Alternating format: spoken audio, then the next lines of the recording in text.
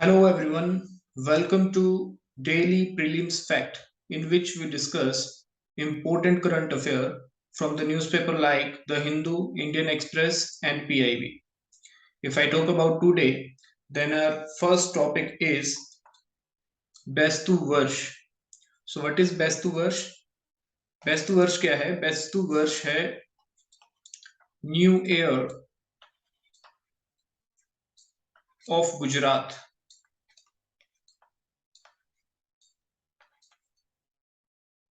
जिसको दिवाली के दौरान मनाया जाता है and it is the 5 day celebration during Diwali.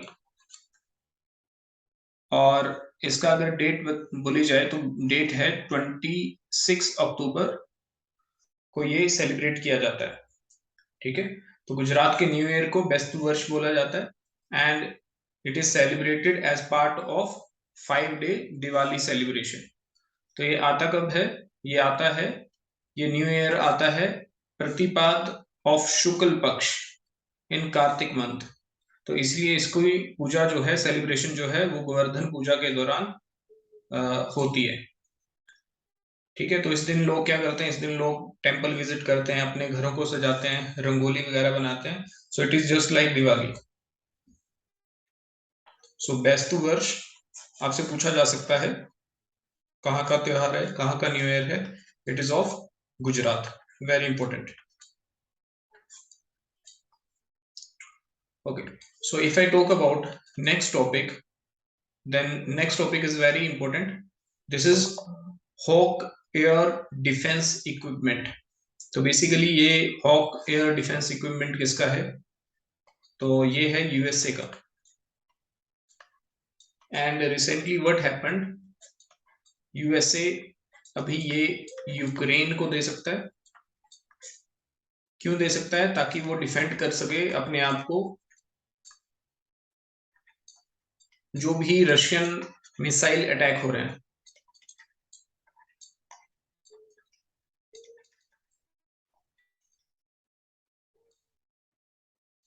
So it is very important. So the United States is considering sending older Hawk air defense equipment from storage to Ukraine. So it was the news to help it defend against Russian drone and cruise missile attack. तो अगर hoc interceptor missile की बात करी जाए तो ये upgraded version है किसका? स्ट्रिंजर मिसाइल का, स्ट्रिंजर मिसाइल सिस्टम का, जो कि short range air defence system है। और अगर हॉक की बात करी जाए तो इसको बेसिकली सर्विस में लाया गया था यूएस आर्मी की 1959 में ड्यूरिंग वियतनाम वॉर, जिसमें यूएसए की हार हुई थी। और 1971 में इसमें काफी अपग्रेडेशन करा गया। ठीक है, और अपग्रेडेशन के बाद इसको बोला गया आई हॉक, और इसकी जो किल प्रोबेबिलिटी बढ़ गई, वो बढ़ गई 85% तक। So this is all about. आपसे पूछा जा सकता है हॉक एयर डिफेंस इक्विपमेंट किस कंट्री का है? So it is of USA. And अगर ये भी पूछा जा सकता है कि recently given to which country, then it is to Ukraine. So I hope this is clear. Next is blue flag. So ये भी द हिंदू में आर्टिकल था रिसेंटली। जो हमारे दो बीचेस हैं उनको ब्लू फ्लैग सर्टिफिकेशन मिला है। लक्षद्वीप के जो दो बीचेस हैं उनको इको लेवल बोलते हैं, इसको ब्लू फ्लैग सर्टिफिकेशन मिला है। अब ये ब्लू फ्लैग सर्टिफिकेशन किसको दिया जाता है? ये दिया जाता है सी एंड बीचेस को। ये क्यों दिया जाता है? ये उन सी एंड बीचेस को दिया जाता है जो खास करके क्लीनलीनेस का ध्यान रखते हैं और जो सेफ्टी एंड सिक्योरिटी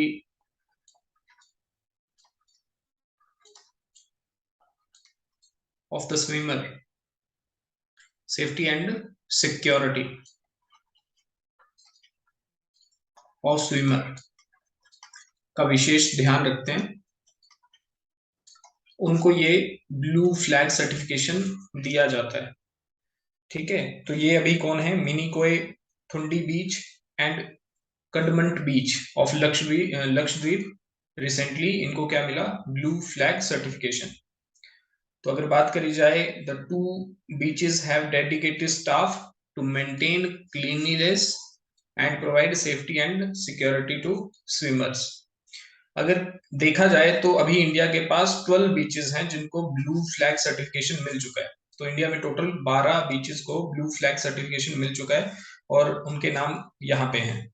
ठीक है, तो शिवराजपुर गुजरात, घोघला, कसरकोड, पदू बिड्री, कपट, ऋषिकोंडा, गोल्डन बीच जो कि ओडिशा का है। Golden beach was the first one Asia में जिसको ब्लू फ्लैग सर्टिफिकेशन मिला है। देन राधानगर अंडमान निकोबार में, and Kovalam Tamil Nadu, and Eden Puducherry में।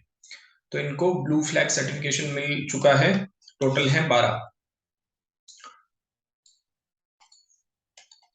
अगर बात करी जाए ब्लू फ्लैग सर्टिफिकेशन की, तो जैसे कि मैंने आपको बताया कि गोल्डन बीच जो ओडिशा पुरी में है उसको सबसे पहले एशिया में ब्लू फ्लैग सर्टिफिकेशन मिला है। और 2021 में कोवलम बीच जो तमिलनाडु में है एंड ईडन बीच पुदुचेरी में इनको मिला था। क्लियर। और अभी मरियाना बीच जो है उसके लिए भी काम किया जा रहा है। Government has allocated 100 crore rupees for this beach. तो बेसिकली इसको भी ब्लू फ्लैग सर्टिफिकेशन मिल सकता है बड़ा जल्दी। So I hope this is clear. अब ये ब्लू फ्लैग सर्टिफिकेशन देता कौन है? ब्लू फ्लैग सर्टिफिकेशन दिया जाता है फाउंडेशन फॉर इन्वायरमेंटल एजुकेशन के द्वारा, and it is a NGO, non profit organisation है ये। सो ये बीचेस मरीना इनको दिया जाता है।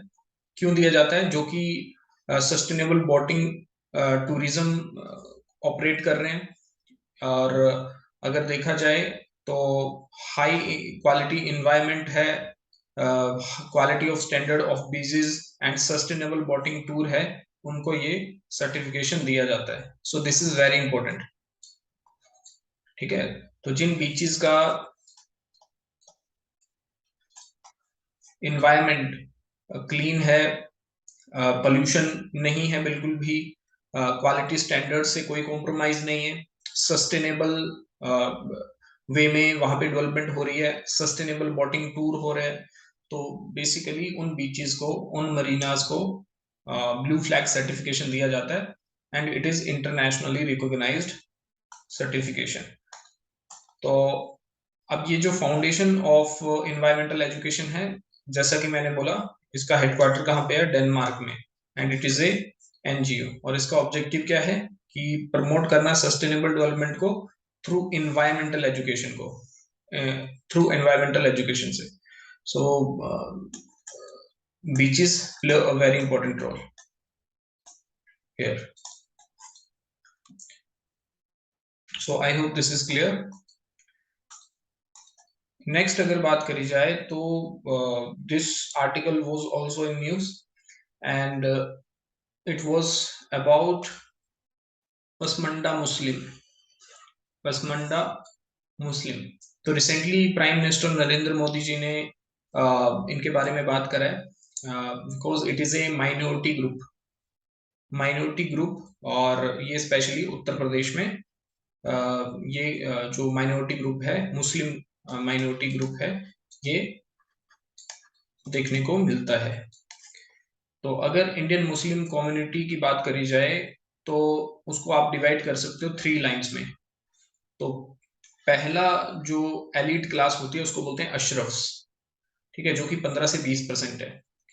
फिर अजलफ जो कि बैकवर्ड क्लास है, और अरलज जो मोस्ट बैकवर्ड क्लास है। और ये दो क्लासेस 80 to 85% है इनकी पॉपुलेशन मुस्लिम्स में। सो ये सारी के सारे सेक्शन क्या है? मार्जिनलाइज्ड है। क्लियर। तो बेसिकली अगर मैं पसमंडा मुस्लिम्स की बात करूं तो it is a collective expression of Ajlaf and Arzal तो ये जो मैंने आपको ऊपर backward and most backward class की बात करी, तो basically it is a collective combination of both. तो it is basically not a caste, it is a class. तो बेसिकली इसमें कौन कौन आता है? बार्बर, वीवर, पोर्टर्स, जो मुस्लिम कम्युनिटी में रहते हैं वो ज्यादातर इसमें आते हैं। एंड ये कम्युनिटी बहुत ही ज्यादा डिप्राइव्ड है, और इसी के बारे में प्राइम मिनिस्टर नरेंद्र मोदी जी ने बात भी करा। एंड ये क्या है? Representative of backward and subjugated caste within Muslim community. So Pasmanda word is very important for your exam. So basically it is a backward and subjugated caste within Muslim community. Clear? So this is very important. Now with respect to your constitution, what is given about minority? So there are 3 articles which are important. One is article 29, which is a fundamental right. Then article 30, which is again a fundamental right. Then article 350b. So all these 3 articles are talking about but minority. Now minority can be of 2 type. One is religious and second is linguistic. Clear? So let's look into the article. इसमें है क्या? तो constitution provisions की अगर बात करी जाए minorities के लिए, तो पहले जो आर्टिकल आता है दैट इज आर्टिकल 29। और ये आर्टिकल क्या बोलता है? It provide that any section of the citizen residing in any part of India जिसकी कोई डिस्टिंक्ट लैंग्वेज है, स्क्रिप्ट है और कल्चर है अपना, shall have the right to conserve the same। अगर कोई भी any section of the society जो कि सिटीजन है और किसी भी पार्ट ऑफ इंडिया में रहती है जिसकी डिस्टिंक्ट लैंग्वेज है, स्क्रिप्ट है और कल्चर है अपना, उसके पास ये राइट है कि वो उसको कंजर्व भी कर सकता है। Clear? But this protection is given to both religious minority as well as linguistic minority. Clear? If I talk about Supreme Court verdict, तो आर्टिकल 29 के बारे में सुप्रीम कोर्ट का जो वर्डिक्ट है वो क्या है कि ये article 29 is not only implemented to minority, ठीक है, it is not only restricted to minority but it can be used by any section of the society, majority as well. ठीक है, तो अगर मेजोरिटी में भी कोई ऐसी सेक्शन है जिसकी डिस्टिंक्ट लैंग्वेज है, कल्चर अपना है, they also have the right to conserve the same, है ना। तो मेजोरिटी एंड माइनॉरिटी दोनों के लिए अप्लाई होता है article 29। So it is not for minority, not only for the minority but also for the majority.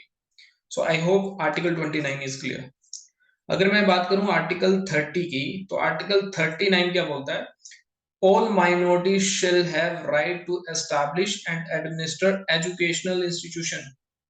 तो बेसिकली माइनॉरिटी जो है वो एस्टैब्लिश कर सकते हैं, एडमिनिस्टर कर सकते हैं अपना educational institution of their choice. और अगर आर्टिकल 30 की बात करी जाए तो it is only given to minority. और माइनॉरिटी जैसे कि मैंने बोला 2 तरह की है, रिलीजियस एंड लिंग्विस्टिक, और ये किसी और सेक्शन को नहीं मिलती एज जैसा आर्टिकल 29 में दिया हुआ है। Last is your article 350b। तो ये कब ऐड हुआ था? ये हुआ था 7th कॉन्स्टिट्यूशन अमेंडमेंट एक्ट जो कि 1956 में आया था।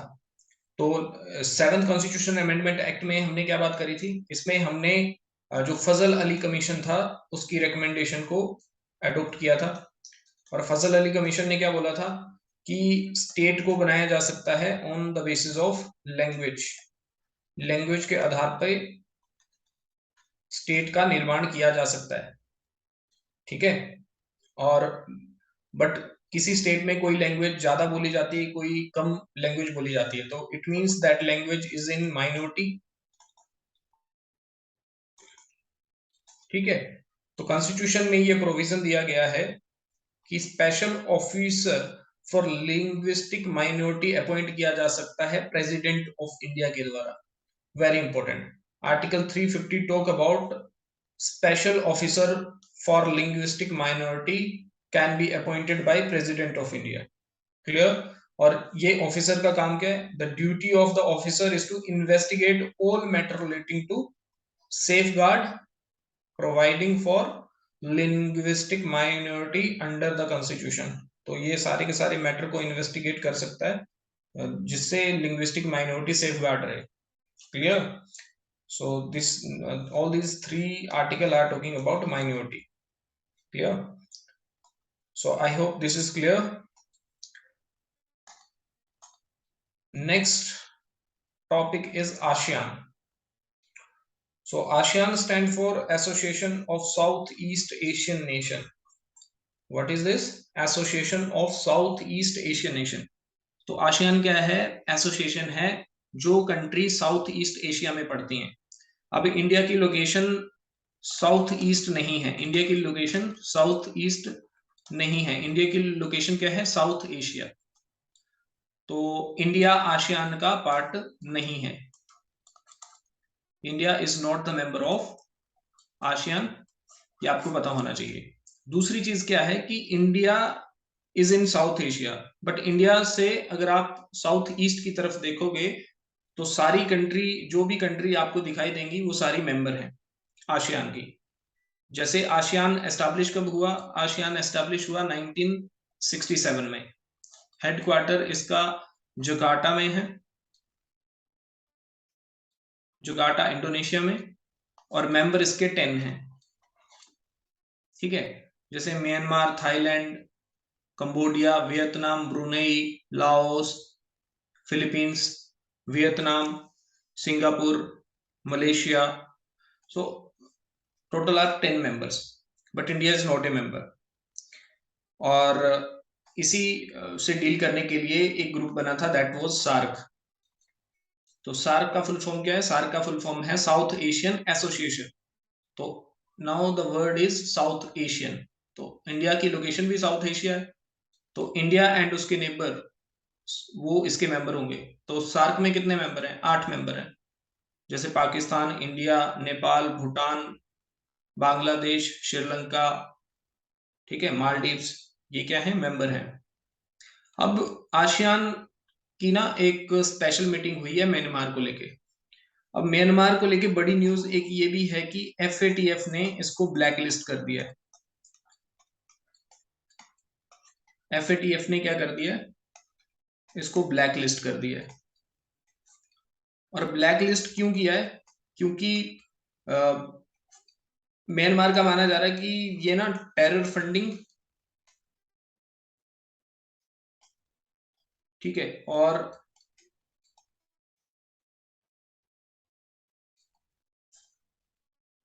Terror funding as well as illegal wild life trade, इसके ऊपर कोई एक्शन नहीं ले रहा है। ठीक है? तो एफएटीएफ ने अब इसको ब्लैक लिस्ट कर दिया है। ठीक है? तो अब टोटल 3 कंट्री ब्लैक लिस्ट हो गई हैं। One is north Korea, Iran, and third is your Myanmar. तो ब्लैक लिस्ट होने से क्या होता है? ब्लैक लिस्ट होने से आपको इंटरनेशनल ऑर्गेनाइजेशन से कोई फंडिंग नहीं मिलती है। ठीक है? एफएटीएफ की फुल फॉर्म क्या है? Financial action task force. ठीक है? Financial action task force. और इसका ऑब्जेक्टिव क्या है? मनी लॉन्ड्रिंग को रोकना। मनी लॉन्ड्रिंग को रोकना। मनी लॉन्ड्रिंग क्या होती है? मनी लॉन्ड्रिंग होती है black money, the process by which black money got converted into white money. तो ब्लैक मनी व्हाइट मनी में कन्वर्ट ना हो, अनऑफिशियल मनी ऑफिशियल मनी में कन्वर्ट ना हो, इसके लिए एफएटीएफ क्या करता है? एक्शन लेता है। ठीक है? तो अभी म्यांमार को डाल दिया ब्लैक लिस्ट में। अब इसको फॉरेन फंडिंग मिलना बहुत ही ज्यादा मुश्किल है। ठीक है? अब आसियान ने भी एक मीटिंग करी है म्यांमार को लेके। वाई? बिकॉज एक क्राइसिस म्यांमार में काफी टाइम से चला हुआ है, दैट इज रोहिंग्या।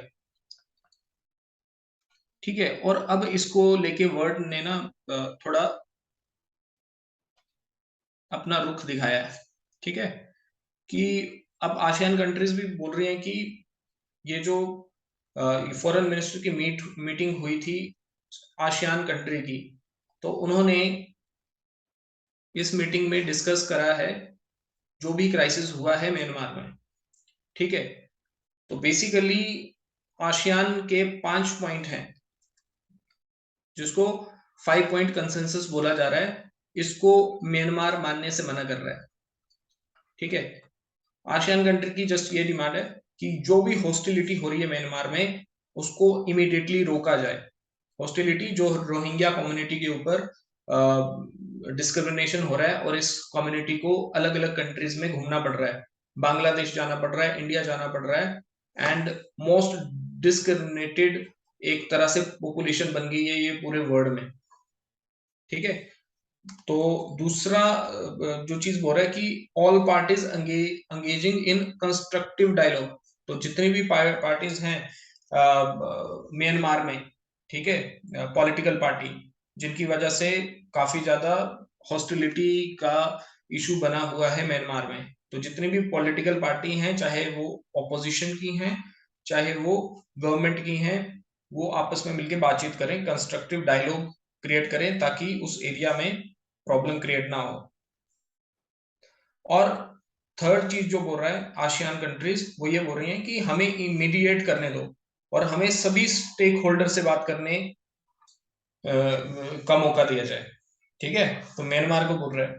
दूसरा कि आसियान कंट्री ये बोल रहा है कि हम ह्यूमैनिटेरियन असिस्टेंस भी देना चाहते हैं Myanmar. So all these things जो हैं वो म्यांमार ने डिनाई कर दिए, और म्यांमार ने बोला कि ये हमारी इंटरनल सिक्योरिटी के लिए इंपॉर्टेंट है। इंटरनल सिक्योरिटी के लिए जो भी हम कर रहे हैं, this is important. So now अभी एक इशू चला हुआ है इसी को लेके। तो बेसिकली म्यांमार जुंटा क्या है? म्यांमार जुंटा है जो मिलिट्री रूल है, आर्मी आर्मी का जो रूल है म्यांमार में। तो जो आर्मी ऑफिसर ही पॉलिटिकल डिसीजन ले रहे हैं, तो basically this is called as junta. So you should know about it कि क्या है। तो नेक्स्ट अगर बात करी जाए, तो next topic is about security exchange board of India, and it was in news, है ना। तो न्यूज में क्यों था ये? तो रिसेंटली अभी एक बॉम्बे डाइंग करके कंपनी है, Bombay dying,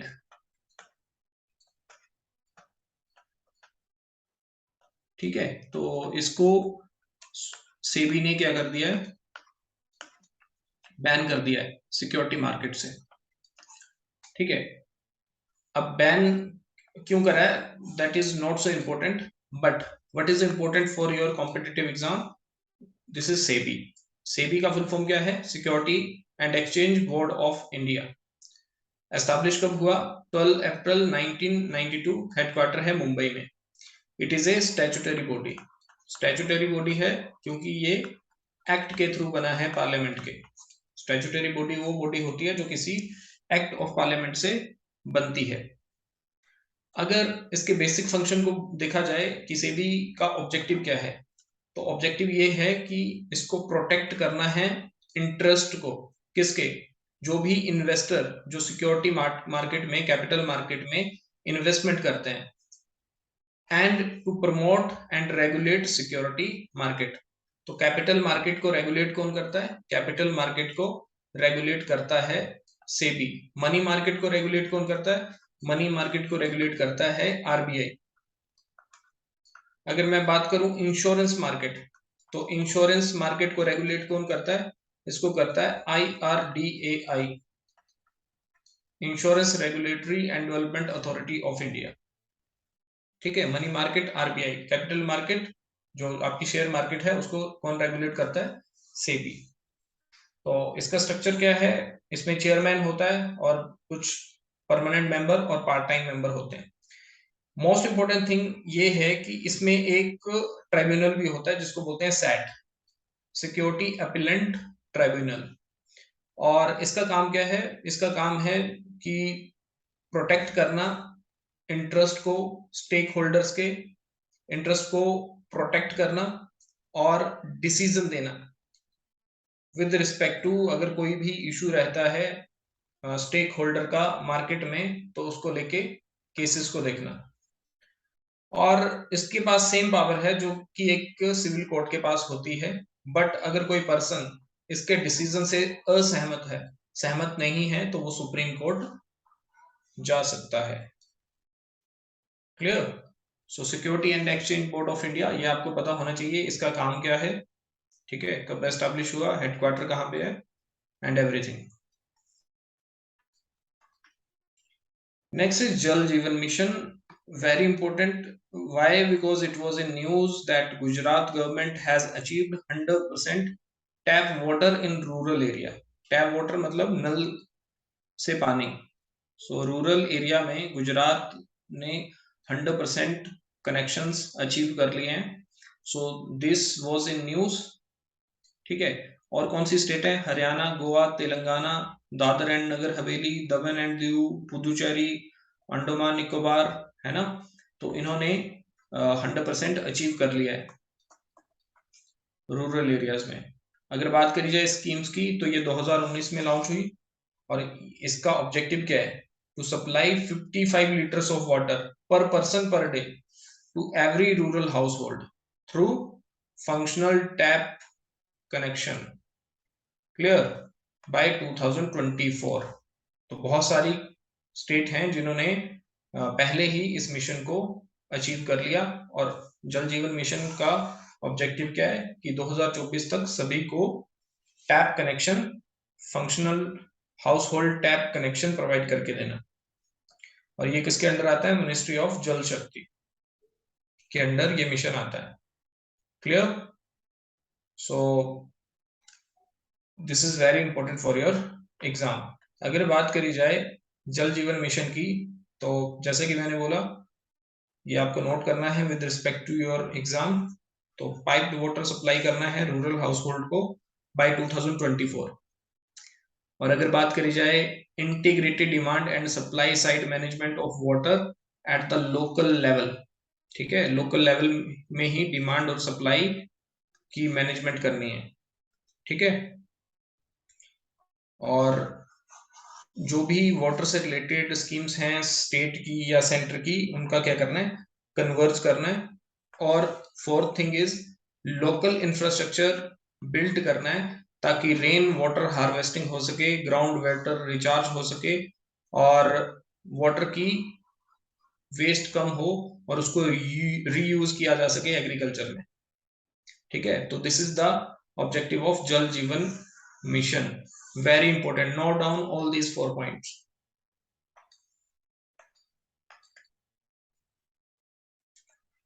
So the next news is that there is new bat species which is found in Manipur, ठीक है। तो यहाँ पे दो चीजें इंपॉर्टेंट है, एक तो bat, and second is bat जहां पे मिला है, the cave where it was found. ये क्यों इंपॉर्टेंट है? क्योंकि ये एक पैलियोलिथिक साइट भी है, ठीक है, पैलियोलिथिक साइट भी है। अब बैट का नाम क्या है? जो new species of bat discover हुई है, that is horse shoe bat, ठीक है। तो ये मैंने यहाँ पे लिखा हुआ है हॉर्स शू बैट, ठीक है। ये रिसेंटली फाउंड हुई है, कहाँ पे? मणिपुर में। और मणिपुर की केव में मिली है, जिसका नाम है खाकुई केव। तो ये क्या है? ये Khakhui cave is a palaeolithic site. तो अभी जो है वो 12 न्यू स्पीशीज बैट की जो है वो आ चुकी हैं मणिपुर में। और अगर इसका IUCN स्टेटस देखा जाए, तो IUCN स्टेटस थ्रेटन्ड है, और डाटा डेफिशिएंसी भी है इसमें, ठीक है। मतलब अगर डाटा तोड़ मरोड़ के देखें तो थ्रेटन्ड है इसका IUCN स्टेटस, बट डाटा की एफिशिएंसी है, डाटा डेफिशिएंसी है फॉर अगर इसका सही से जवाब देना हो कि क्या है इसका प्रॉपर IUCN स्टेटस। तो बेसिकली दोनों इसका ये है, तो वेरी इंपॉर्टेंट। अगर बैट का देखा जाए तो इंपॉर्टेंस क्या है? Bat pest control, pollinating plant के लिए बहुत एसेंशियल रोल प्ले करते हैं और बहुत एफिशिएंट एक सीड डिस्पर्जर के तौर पे काम करता है बैट। बैट रिस्पॉन्सिबल होते हैं regeneration of forest following deforestation. So very important, bats are very important.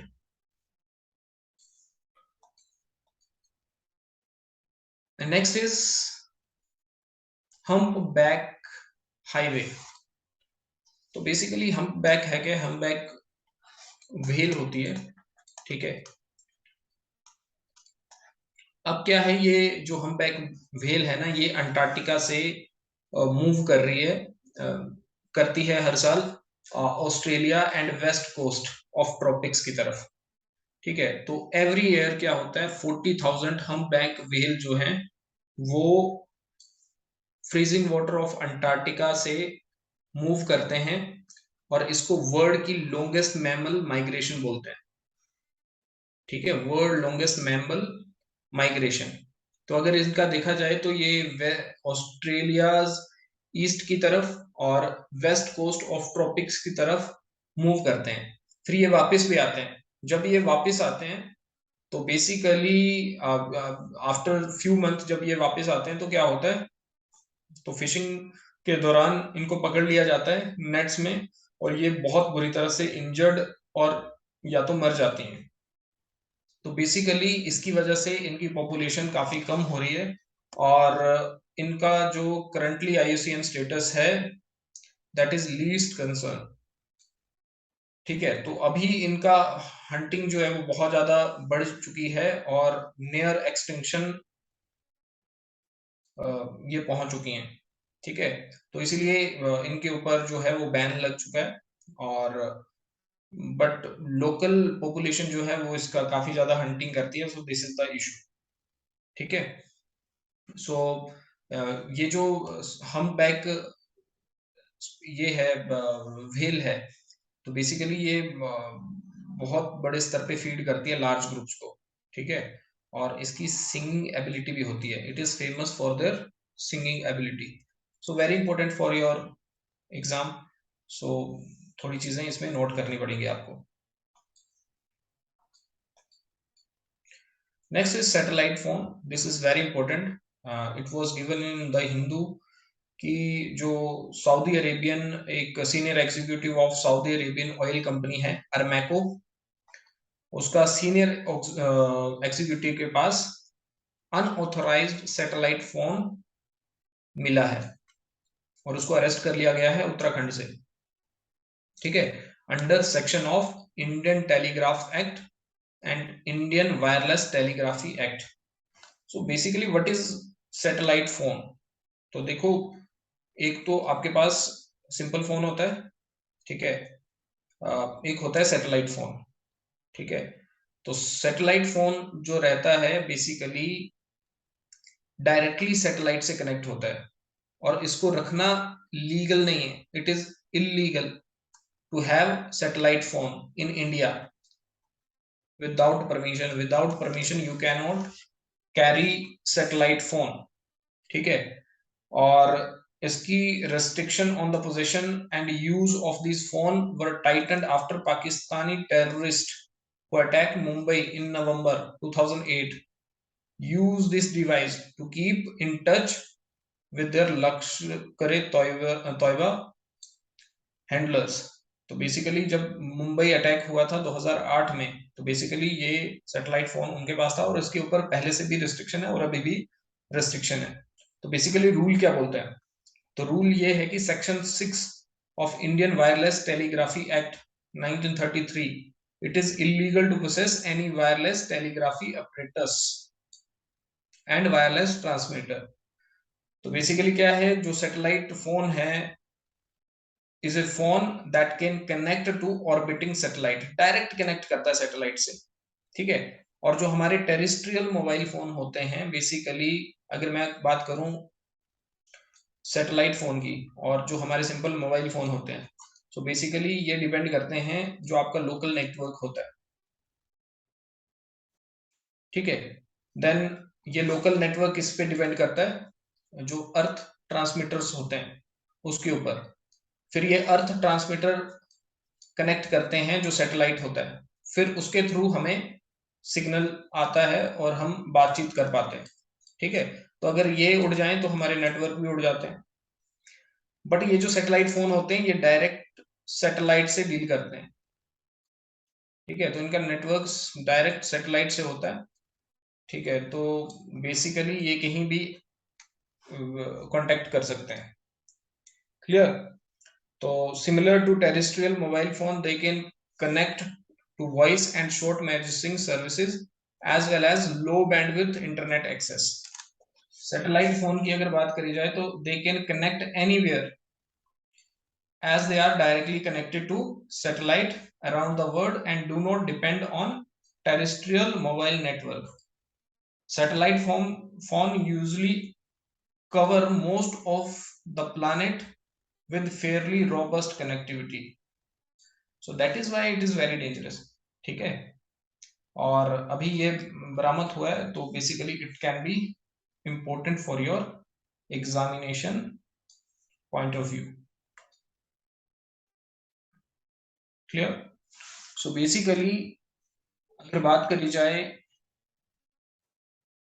आज के करंट अफेयर की, तो there were 10 most important topics which we have discussed.